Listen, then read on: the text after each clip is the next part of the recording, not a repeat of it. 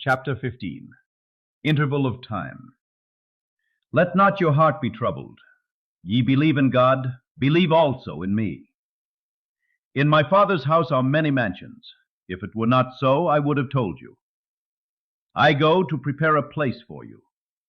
And if I go and prepare a place for you, I will come again, and receive you unto myself, that where I am, there ye may be also.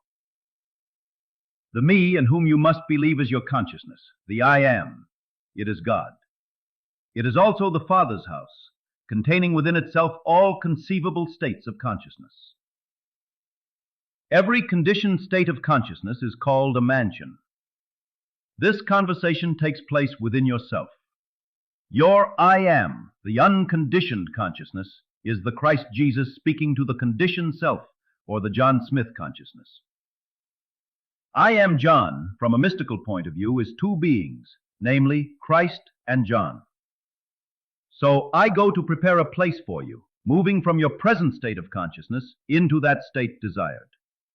It is a promise by your Christ, or awareness of being, to your present conception of yourself, that you will leave your present consciousness and appropriate another.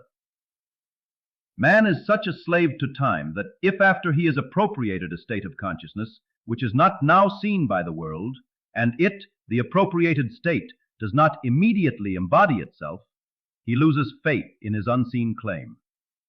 Forthwith he drops it, and returns to his former static state of being. Because of this limitation of man, I have found it very helpful to employ a specified interval of time in making this journey into a prepared mansion. Wait but a little while.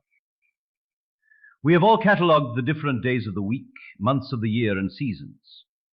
By this I mean, you and I have said time and again, why today feels just like Sunday, or Monday, or Saturday.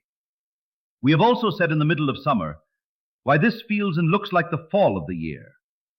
This is positive proof that you and I have definite feelings associated with these different days, months, and seasons of the year.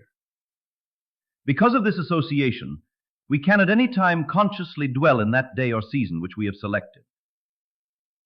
Do not selfishly define this interval in days and hours because you are anxious to receive it, but simply remain in the conviction that it is done time, being purely relative, should be eliminated entirely, and your desire will be fulfilled.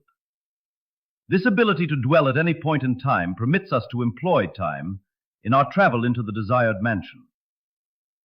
Now I, consciousness, go to a point in time and there prepare a place.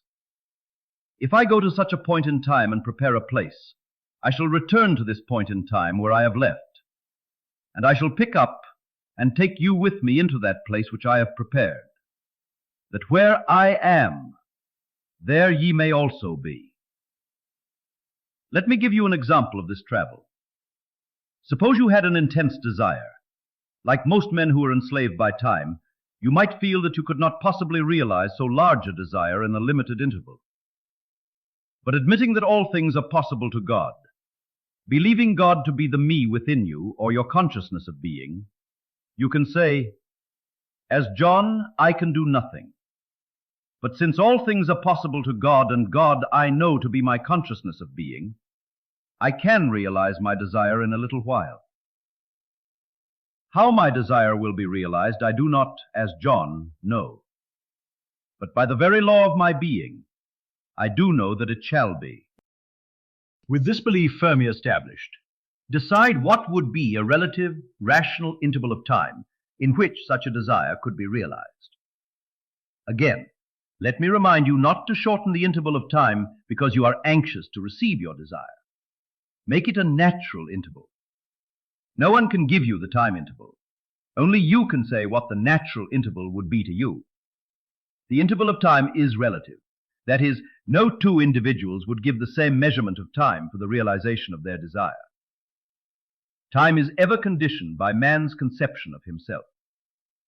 Confidence in yourself, as determined by conditioned consciousness, always shortens the interval of time.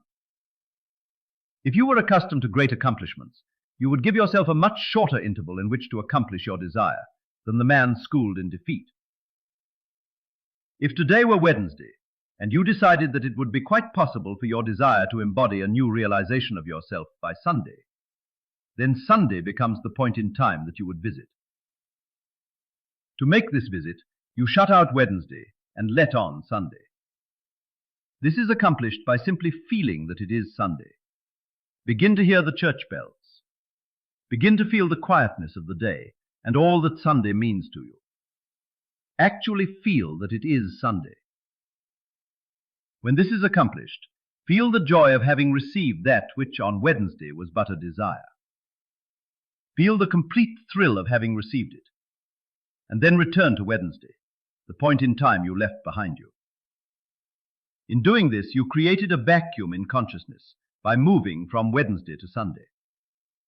Nature, abhorring vacuums, rushes in to fill it, thereby fashioning a mold in the likeness of that which you potentially create, namely, the joy of having realized your defined desire.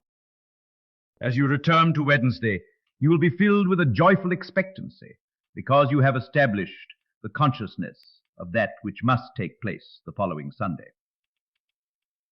As you walk through the interval of Thursday, Friday, and Saturday, nothing disturbs you, regardless of conditions, because you predetermine that which you would be on the Sabbath, and that remains an unalterable conviction. Having gone before and prepared the place, you have returned to John, and are now taking him with you through the interval of 3 days into the prepared place, that he might share your joy with you. For where I am, there ye may also be.